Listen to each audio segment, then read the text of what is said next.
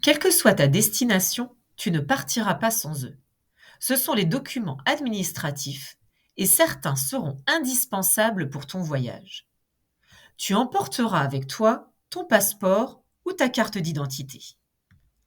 La carte d'identité est suffisante pour voyager dans tous les pays de l'Union européenne, ainsi que d'autres pays d'Europe et quelques pays hors Europe. Je te donnerai la liste des pays dans la suite du cours. Pour tous les autres pays, tu devras emporter ton passeport. Il est valable 10 ans.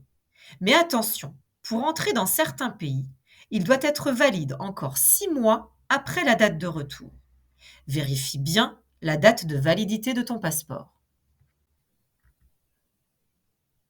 L'entrée dans un pays étranger nécessite souvent l'obtention d'un visa. Les démarches et les conditions d'obtention du visa dépendent de la destination et de la durée du séjour.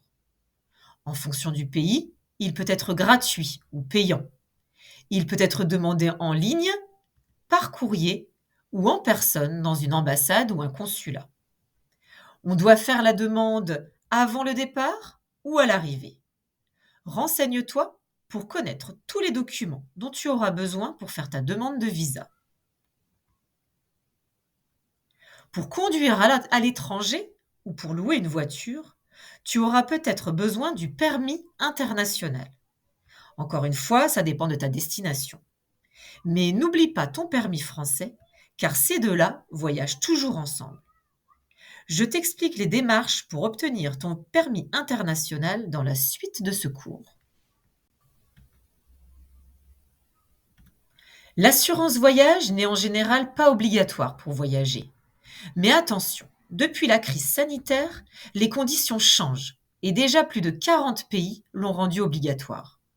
Si elle n'est pas obligatoire, elle est recommandée pour être couvert en cas de perte de bagages, d'annulation de vol et en cas d'accident pour couvrir les soins ou le rapatriement.